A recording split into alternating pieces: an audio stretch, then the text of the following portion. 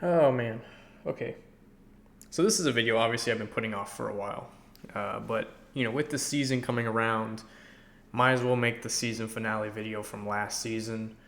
But yeah, I was not looking forward to making this video. Obviously, that's why it's not coming out till right now. But yeah, we're gonna get through it. Chiefs and the 49ers.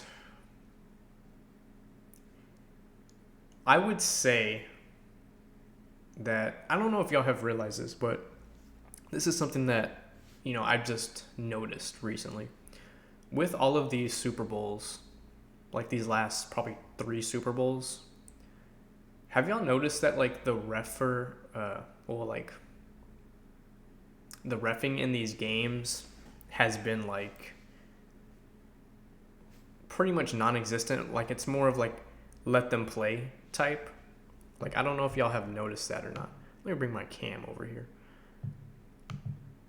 Maybe I'm the only one who's noticed that, but I feel like these Super Bowls have been very like physical and very like nonchalant when it comes to like the reffing and all these penalties, because it's either like no penalties or it's like how are you going to throw that, but you're not going to throw that 2 quarters ago. So I feel like the refereeing in these last 3 Super Bowls has been very inconsistent compared to the regular season and to the playoffs. So that's just my observation.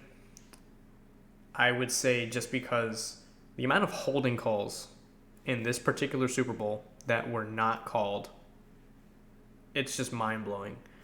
I don't know how the Chiefs got away with so many holding calls. I mean, it's incredible to me. Along with, you know, for example, with the Eagles game, they weren't throwing any penalties throughout the entire game. But, when the game is on the line, the refs are going to throw that penalty. So, I don't know. It's like these Chiefs Super Bowls, man, they're very fishy, No discredit to them. Obviously, they made plays when they counted, but did they get help from the refs this game? 100%. I mean, you can go review the tape. There is tons and tons of uh, missed calls. There was a couple of missed calls on the 49ers as well, but I mean, the numbers difference between them and the Chiefs, it's insane if y'all really go dive into it. I had no faith in the 49ers going into this game. I really didn't. But, they were winning or looked like they were going to win a majority of the game. But, you can't really count out the Chiefs in any single game.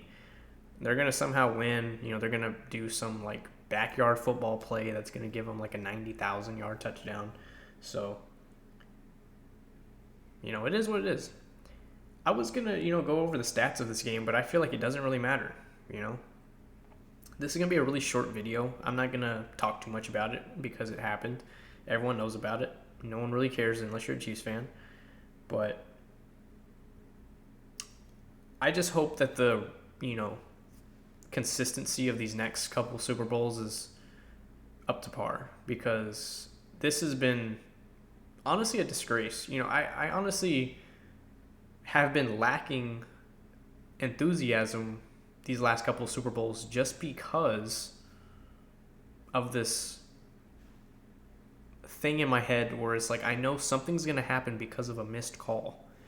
And I feel like I've never really felt that way outside these last 3 Super Bowls. So honestly, I mean, I hope something gets done because I can't be the only one that's been noticing this. Either way, honestly, I'll just leave it up on the screen here for you just so we can all be watching it. Let me put my, sorry here. Whoops.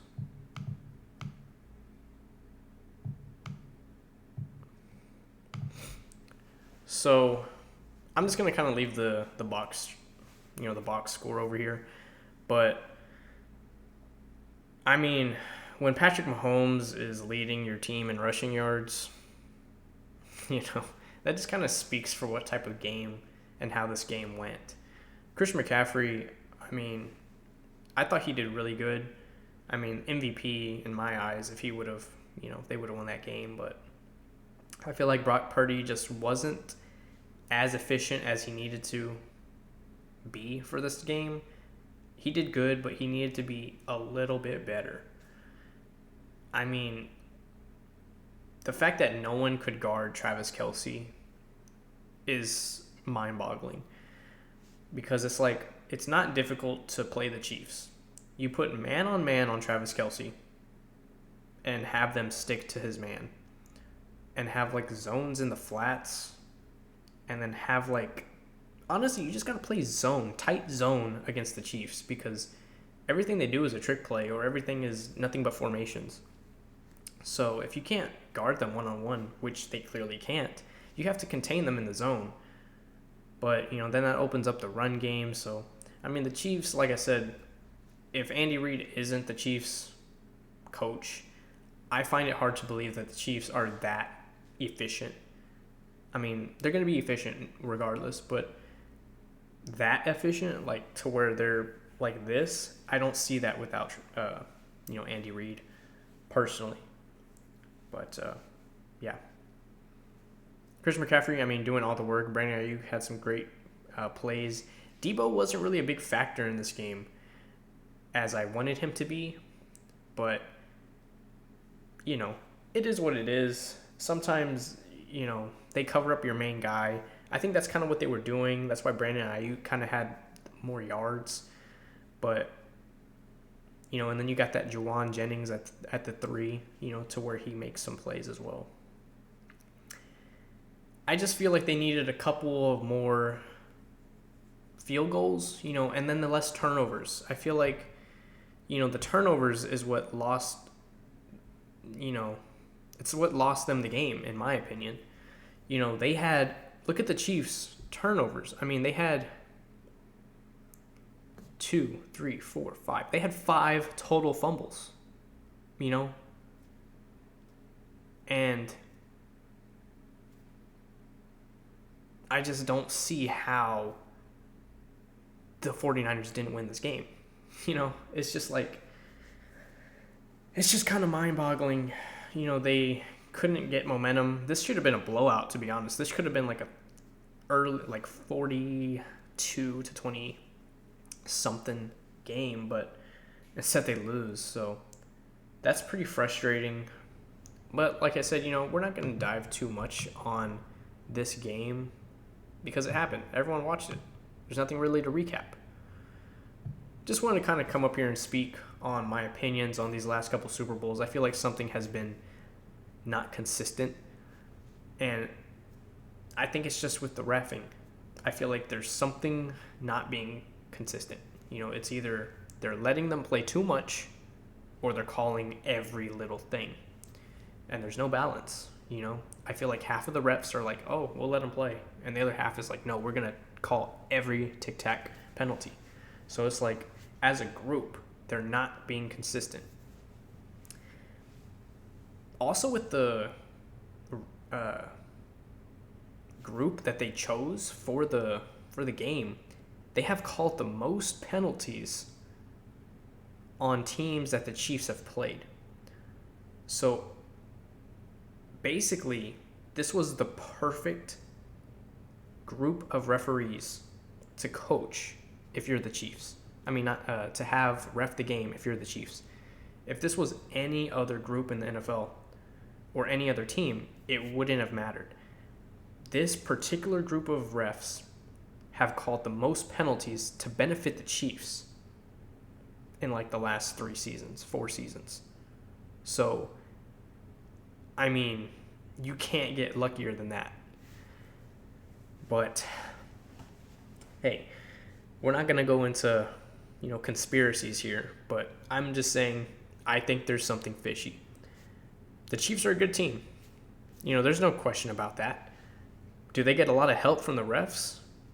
Easily the most help out of all the teams in the NFL. If you take away their help, they're a good team, but they're not the best team. Right now, they're the best team because they have this conspiracy, or they have these refereeing groups, and they have Andy Reid, you know? And for some reason, it's like, do teams also just let them have the best players, for cheap? They get these like 1-year deals on these players that nobody wants for like $2 million a year. And they just have all of these like veterans on cheap contracts. And then, they just go in, they just recycle. That's all they do. They just recycle these players, and, it works for them every year, and teams don't do it outside of the Chiefs. But that's what I've noticed as well. I thought it was really annoying with this particular Super Bowl, just with the whole Taylor Swift thing. I mean, the amount of unnecessary attention that the NFL got. And, everyone already sees the Chiefs on their feeds all Sunday and all week long.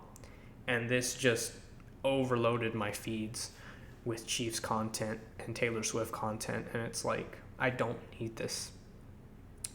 I actually, midway in the season, thought of blocking Taylor Swift as, on my social medias, so that I wouldn't get suggested posts or any posts where I would see her, because it was getting crazy. But yeah.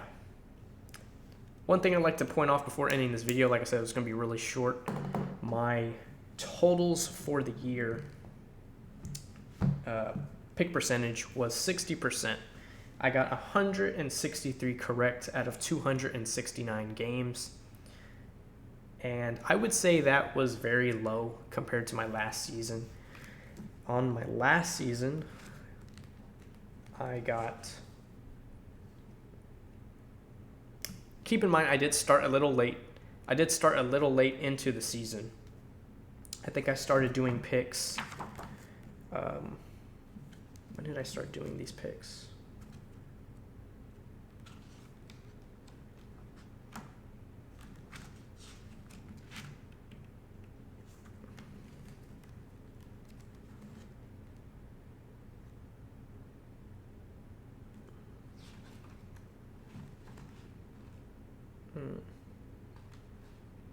I think week 7, week 6, or something like that. So I did do less picks last season, but my percentage last season was 69%. This season was 60%. So keep in mind, there was less games that I chose last year. If you take those into account, I would say it would probably go down about 5%, which is still 5% better than, this season. This season also had some crazy upsets, and it was a very difficult season to pick game-wise because you never really knew who was going to win. It was a very difficult season, I feel like, compared to last season. But either way, technically, I would say my last season was better pick percentage, but last season was a lot easier with picks. This season, 60% is still not bad. It's above average, but I definitely want to be up in the 65 to 70% range this upcoming season. Next season, new videos coming out probably early of next week before the first game. Me just going over the, each roster. It's going to be a little bit longer of a video. It's just me going to go over each roster, my projections on their season, how it's going to go, and stuff like that. It's just going to be a little recap of the off-season draft and whatnot. So keep in mind for that. Like I said, early next week, probably Monday or Tuesday, that video should be out, depending on when I get to record it. But yeah, I'm looking forward to that one. Looking forward to this season, and hopefully y'all are all there to witness it with me. Either way, guys, hope you guys enjoyed. Like I said, new season starts next episode, so looking forward to that. Appreciate it, and I will see you all next week.